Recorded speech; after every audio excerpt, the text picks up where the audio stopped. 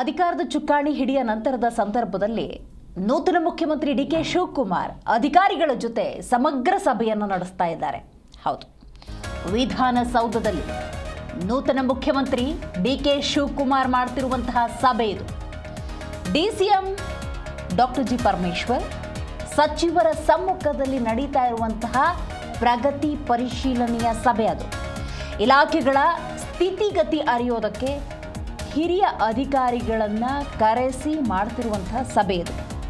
IAS, IPS, IFS ಅಧಿಕಾರಿಗಳ ಜೊತೆ ಈ ಮೀಟಿಂಗ್ ನಡೀತಾ ಇದೆ.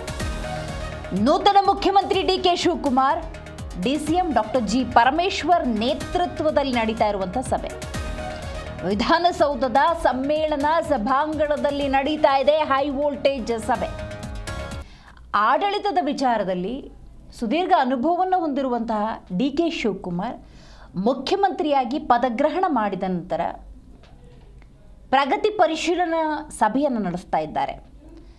2-3 ಖಾತೆಯನ್ನು ನಿಭಾಯಿಸುವ ಸಂದರ್ಭದಲ್ಲಿ ಆಡಳಿತದ ವ್ಯಾಪ್ತಿ ಸೀಮಿತವಾಗಿರುತ್ತೆ. ಮುಖ್ಯಮಂತ್ರಿ ಅಂದಾಗ ಜವಾಬ್ದಾರಿ ಬಹಳ ದೊಡ್ಡದು. ಈ ನಿಟ್ಟಿನಲ್ಲಿ ಪ್ರತಿಯೊಂದು ಇಲಾಖೆಯ ಮಾಹಿತಿ ಮುಖ್ಯಮಂತ್ರಿಯಾಗಿ ಅವರಿಗೆ ಪರಿಪೂರ್ಣವಾಗಿ ಇರಬೇಕಾಗತ್ತೆ. ಆ ನಿಟ್ಟಿನಲ್ಲಿ ನಾವು ನೋಡ್ತಾ ಹೋಗೋದಾದರೆ ವಿಧಾನಸೌಧದ ಸಮ್ಮೇಳನ ಸಭಾಂಗಣದಲ್ಲಿ ಹೈ ವೋಲ್ಟೇಜ್ ಸಭೆ ಇದೆ ನೋಡಿ. ಎಲ್ಲ ಸಚಿವರು ಭಾಗಿಯಾಗಿದ್ದಾರೆ. ಡಾಕ್ಟರ್ ಜಿ ಪರಮೇಶ್ವರ್ ಗೃಹ ಮಂತ್ರಿಗಳು, ಈಶ್ವರ್ ಖಂಡ್ರೆ ಅವರಿದ್ದಾರೆ, ರಾಮಲಿಂಗಾರೆಡ್ಡಿ ಅವರಿದ್ದಾರೆ. ಹೀಗೆ ಪ್ರಮಾಣ ವಚನ ಸ್ವೀಕಾರ ಮಾಡಿದಂತಹ ನೂತನ ಸಚಿವರು ಸೇರಿದ ಹಾಗೆ ಇಲಾಖಾವಾರು ಅಧಿಕಾರಿಗಳ ಉಪಸ್ಥಿತಿಯನ್ನು ನೀವಿಲ್ಲಿ ಗಮನಿಸಬಹುದು. IAS ಅಧಿಕಾರಿಗಳಿದ್ದಾರೆ, IPS ಅಧಿಕಾರಿಗಳಿದ್ದಾರೆ, IFS ಅಧಿಕಾರಿಗಳಿದ್ದಾರೆ. ಇವರೆಲ್ಲರ ಸಮ್ಮುಖದಲ್ಲಿ ಇಲಾಖಾವಾರು ಮಾಹಿತಿಯನ್ನು ಪಡೆದುಕೊಳ್ಳುವಂಥ ನಿಟ್ಟಿನಲ್ಲಿ ಪ್ರಗತಿ ಪರಿಶೀಲನಾ ಸಭೆ ಮುಖ್ಯಮಂತ್ರಿ ಡಿ.ಕೆ. ಶಿವಕುಮಾರ್ ನೇತೃತ್ವದಲ್ಲಿ ನಡೀತಾ ಇದೆ. ಸೊ ಹಾಗಾಗಿ ಈ ಒಂದು ಸಭೆಯಲ್ಲಿ ಯಾವ ರೀತಿಯ ಚರ್ಚೆಗಳು ನಡೀತಾವೆ, ಯಾವ ಆಯಾಮದಲ್ಲಿ ನಡೆಯುತ್ತೆ, ಇಲಾಖಾವಾರು ಎಷ್ಟು ಕೆಲಸ ಆಗಿದೆ, ಇನ್ನೆಷ್ಟು ಕೆಲಸ ಆಗಬೇಕು, ಎಲ್ಲ ಮಾಹಿತಿಯನ್ನು ಕಲೆ ಹಾಕುವಂಥ ನಿಟ್ಟಿನಲ್ಲಿ ನಡೀತಾ ಇರುವಂತಹ ಸಭೆ. ಈ ಬಗ್ಗೆ ಹೆಚ್ಚಿನ ಡೀಟೇಲ್ಸನ್ನು ನಮ್ಮ ಪ್ರತಿನಿಧಿ ರಾಜಪ್ಪ ನೀಡುತ್ತಾರೆ. ರಾಜಪ್ಪ, ನೂತನ ಮುಖ್ಯಮಂತ್ರಿ ಡಿ.ಕೆ. ಶಿವಕುಮಾರ್ ಅವರ ನೇತೃತ್ವದಲ್ಲಿ ನಡೀತಾ ಇರುವಂತಹ ಸಭೆಯಲ್ಲಿ ಏನೆಲ್ಲ ಚರ್ಚೆ ಆಗುತ್ತೆ?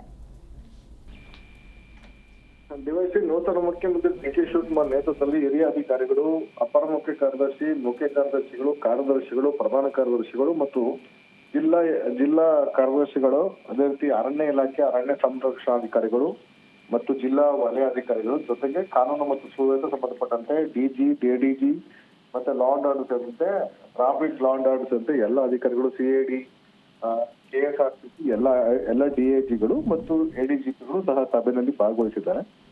ಡಿ.ಕೆ. ಶಿವಕುಮಾರ್ ಅವರು ನೂತನ CM ಆದ ನಂತರ ಅವರ ಒಂದು ಅಜೆಂಡಾಗಳೇನಿದೆ ಅಥವಾ ಏನು ಆ ಒಂದು ಸರ್ಕಾರದ ರೀತಿ ನೀತಿಗಳೇನಿದೆ ಮತ್ತು ಯಾವೆಲ್ಲ ಕಾನೂನಾತ್ಮಕ ಬದಲಾವಣೆಗಳಾಗಬೇಕು, ಯಾವೆಲ್ಲ ಆಡಳಿತಾತ್ಮಕ ಬದಲಾವಣೆಗಳಾಗಬೇಕು ಮತ್ತು ರಾಜ್ಯದಲ್ಲಿ ನಡೆಸಿರುವಂತಹ ವ್ಯವಸ್ಥೆಗಳು ಏನಿದೆ, ಏನೆಲ್ಲ ಬದಲಾವಣೆಗಳು ಮಾಡ್ಕೊಳ್ಬೇಕು ಮತ್ತು ಅವರ ನಿಲುವಿಗೆ ತಕ್ಕಂತೆ ಅಧಿಕಾರಿಗಳು ತಮ್ಮ ವರ್ತನೆಗಳನ್ನ, ಕೆಲಸ ಕಾರ್ಯಗಳನ್ನ ಬದಲಾವಣೆ ಮಾಡ್ಕೊಳ್ಬೇಕು ಅಂತ ಸಂಬಂಧಪಟ್ಟಂತೆ ಡಿ.ಕೆ. ಶಿವಕುಮಾರ್ ಅವರು ಸಭೆಯಲ್ಲಿ ಅಧಿಕಾರಿಗಳಿಗೆ ಸಂದೇಶ ರವಾನಿಸುವಂತ ಕೆಲಸವನ್ನು ಮಾಡಿದ್ದಾರೆ.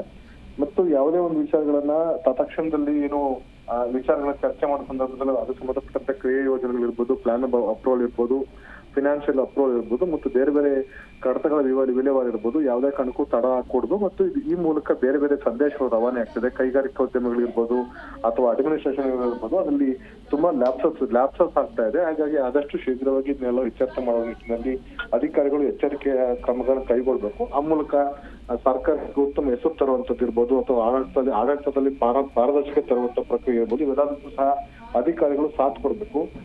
ಈ ಹಿಂದೆ ಇದ್ದಂತ ಸರ್ಕಾರದಲ್ಲೂ ಸಹ ನೀವು ಅಧಿಕಾರಿಗಳು ಕೆಲಸವನ್ನು ಮಾಡಿದಿರಿ, DCM ಆದ ಸಂದರ್ಭದಲ್ಲೂ ಸಹ ಕೆಲಸವನ್ನು ಮಾಡಿದಿರಿ. ಆದ್ರೆ ಈಗ ಸಂಪೂರ್ಣವಾಗಿ ಒಂದಷ್ಟು ಬದಲಾವಣೆ ಮಾಡ್ಕೊಳ್ಳಿ, ನನ್ನ ಸ್ಪೀಡ್ಗೆ ತಕ್ಕಂತೆ ನೀವು ಸಹ ಕೆಲಸ ಮಾಡುವಂತ ಅಗತ್ಯತೆ ಇದೆ ಮತ್ತು ಹೊಸ ಯೋಜನೆಗಳು, ಹೊಸ ಕಾರ್ಯಕ್ರಮಗಳ ಮೂಲಕ ಜನರನ್ನು ತಲುಪಬೇಕು ಮತ್ತು ಹೇಳಿಕೆಯಲ್ಲಿ ಒಂದೆರಡು ವರ್ಷಗಳು ಚುನಾವಣಾ ವರ್ಷ ಮತ್ತು ಗ್ಯಾರಂಟಿ ಯೋಜನೆಗಳ ಇಂಪ್ಲಿಮೆಂಟೇಷನ್ ಬಗ್ಗೆನೂ ಸಹ ಡಿ.ಕೆ. ಶಿವಕುಮಾರ್ ಒಂದಷ್ಟು ಚರ್ಚೆಯನ್ನು ಮಾಡಿದ್ದಾರೆ. ಹಿಂದೆ SIR ವಿಷಯ ಪ್ರಸ್ತಾಪ ಮಾಡುವ ಸಂದರ್ಭದಲ್ಲಿ ಆದಂತ ಗೊಂದಲಗಳು ಮತ್ತು ನಂತರ ಈ ಒಂದು ಗ್ಯಾರಂಟಿ ಯೋಜನೆಯಿಂದ ಮಹಿಳಾ ಮತ್ತು ಮಕ್ಕಳ ಕಲ್ಯಾಣ ಇಲಾಖೆ ಸುಮಾರು 100 ಕೋಟಿ ರೂಪಾಯಿ ಅವ್ಯವಹಾರ ಆಗಿರೋ ಬಗ್ಗೆನೂ ಸಹ ಈ ಸಭೆಯಲ್ಲಿ ಡಿ.ಕೆ. ಶಿವಕುಮಾರ್ ಪ್ರಸ್ತಾಪವನ್ನು ಮಾಡಿದ್ದಾರೆ. ಹಾಗಾಗಿ ನಿನ್ನೆ ಡಿ ಕೆ ಶಿವಕುಮಾರ್ ಅವರು ಸಚಿವ ಸಭೆ ಸೇರಿಕೊಂಡ ಹೊಸ ಯೋಜನೆಗಳು ಮತ್ತು ಅದನ್ನ ಜಾರಿಗೆ ಸಂಬಂಧಪಟ್ಟಂತೆ ಈಗ ಕ್ಯಾಬಿನೆಟ್ ಸಬ್ ಕಮಿಟಿ ರಚನೆ ಮಾಡಲಾಗಿದೆ. ಅದರ ಬಗ್ಗೆನೂ ಸಹ ಒಂದಷ್ಟು ಯೋಜನೆಗಳನ್ನ ಆದಷ್ಟು ಅಧಿಕಾರಿಗಳು ಮಾಹಿತಿಯನ್ನು ಸಂಗ್ರಹ ಮಾಡಿಕೊಂಡು ಚರ್ಚಿಸಿ ಸರ್ಕಾರಕ್ಕೆ ವರದಿ ಸಲ್ಲಿಸಿ ಅಂತ ಸೂಚನೆ ಕೊಟ್ಟಿದ್ದಾರೆ. ಒಟ್ಟಾರೆಯಾಗಿ ಡಿ ಕೆ ಶಿವಕುಮಾರ್ ಅವರು ಮುಖ್ಯಮಂತ್ರಿ ಆದ ನಂತರ ರಾಜ್ಯದಲ್ಲಿ ಏನೆಲ್ಲ ಬದಲಾವಣೆಗಳಾಗಬೇಕು, ಕಾನೂನಾತ್ಮಕ ಬದಲಾವಣೆಗಳು, ಆಡಳಿತಾತ್ಮಕ ಬದಲಾವಣೆಗಳಿರ್ಬೋದು, ಅಧಿಕಾರಿಗಳಲ್ಲಿ ವರ್ತನೆಗಳಿರ್ಬೋದು, ಕಚೇರಿಗಳಿಗೆ ಕಡತ ವಿಲೇವಾರಿ ಇರ್ಬೋದು, ಅನುದಾನ ಹಂಚಿಕೆ ಇರ್ಬೋದು, ಯೋಜನೆಗಳಿರ್ಬೋದು, ಇವೆಲ್ಲದ ಬಗ್ಗೆನೂ ಸಹ ಅಧಿಕಾರಿಗಳಿಂದ ಡಿ ಕೆ ಶಿವಕುಮಾರ್ ಮಾಹಿತಿಯನ್ನು ಪಡ್ಕೊಂಡಿದ್ದಾರೆ ಮತ್ತು ಆ ಮೂಲಕ ಇನ್ನಷ್ಟು ಉತ್ತಮವಾಗಿ ಕಾರ್ಯಕ್ರಮಗಳ ಯೋಜನೆ ಜಾರಿಗೊಳಿಸಬೇಕು. ಎಲ್ಲೆಲ್ಲಿ ಪ್ರಗತಿ ಆಗಿಲ್ಲ ಯೋಜನೆಗಳು ಅದನ್ನ ಆದಷ್ಟು ಶೀಘ್ರವಾಗಿ ಮುಕ್ತಾಯ ಮಾಡಬೇಕು. ಪ್ರಗತಿ ಆಗದೆ ಇರೋ ಟೆಂಡರ್ ಕಾಲ್ಫರ್ ಆಗಿರುವಂತದ್ದು ಹಿಂದಿನ ಸರ್ಕಾರದಲ್ಲಿ ಆಗಿರುವಂತಹ ಟೆಂಡರ್ಗಳು ಆದಷ್ಟು ಶೀಘ್ರವಾಗಿ ಅದನ್ನ ಏನು ಟೆಂಡರ್ಗಳನ್ನ ಕಾಲ್ಫರ್ ಮಾಡಿ ಕೆಲಸಗಳನ್ನ ಆರಂಭ ಮಾಡಬೇಕು. ಅನುದಾನ ಎಲ್ಲಿ ಕೊರತೆ ಇದೆ ಅಂತ ಅನ್ನೋದು ಮತ್ತೆ ಕಾಮಗಾರಿ ಯಾವೆಲ್ಲ ಆರಂಭವಾಗಿಲ್ಲ ಆದಷ್ಟು ಅದಕ್ಕೆ ಕಾರಣಗಳನ್ನ ಉಲ್ಲೇಖ ಮಾಡಿ ನಂಗೆ ವರದಿಯನ್ನು ಸಲ್ಲಿಸಿ ಅಂತ ಅನ್ನೋದು ಮತ್ತು ಒಂದು ವೇಳೆ ಕಾಮಗಾರಿ ಆರಂಭವಾದ ತಾಂತ್ರಿಕ ಕಾರಣ ಇರ್ಬೋದು, ಟೆಕ್ನಿಕಲ್ ಬೇರೆ ಬೇರೆ ರೀಸನ್ ಇತ್ತು ಅಂದ್ರೆ ಅದನ್ನ ಸ್ಥಗಿತ ಮಾಡಿ ಪರ್ಯಾಯ ಏನ್ ಮಾಡಬಹುದು ಅದ್ರ ಬಗ್ಗೆ ವರದಿಯನ್ನು ಕೊಡಿ ಅಂತ ಹೇಳಿದ್ದಾರೆ. ಒಟ್ಟಾರೆಯಾಗಿ ರಾಜ್ಯದಲ್ಲಿ ಒಂದಷ್ಟು ಬದಲಾವಣೆಯ ಮಾಡುವ ಅಥವಾ ಆಡಳಿತಾತ್ಮಕ ಬದಲಾವಣೆ, ಕಾನೂನಾತ್ಮಕ ಬದಲಾವಣೆ ಮತ್ತು ವ್ಯವಸ್ಥೆಗೆ ಒಂದಷ್ಟು ಚುರುಕು ಮುಟ್ಟಿಸುವ ನಿಟ್ಟಿನಲ್ಲಿ ಡಿ ಕೆ ಶಿವಕುಮಾರ್ ಅವರ ಸಭೆ ಮಹತ್ವ ಪಡ್ಕೊಂಡಿದೆ. ಇನ್ನು ಕೆಲವೇ ಕ್ಷಣಗಳು ಸಭೆ ಮುಕ್ತ ಆಗುವಂತ ಸಾಧ್ಯತೆ ಮತ್ತು ಡಿ ಕೆ ಶಿವಕುಮಾರ್ ಅವರು ಅಧಿಕಾರಿಗಳಿಗೆ ಯಾವೆಲ್ಲ ಸೂಚನೆ ಕೊಟ್ಟಿವೆ ಅನ್ನೋದು ಸಹ ಅಧಿಕೃತವಾಗಿ ಅವರೇ ತಿಳಿಸುವಂತ ಸಾಧ್ಯತೆ ಇದೆ. ಥ್ಯಾಂಕ್ ಯು ನಿಮ್ಮೆಲ್ಲ ಮಾಹಿತಿಗಾಗಿ.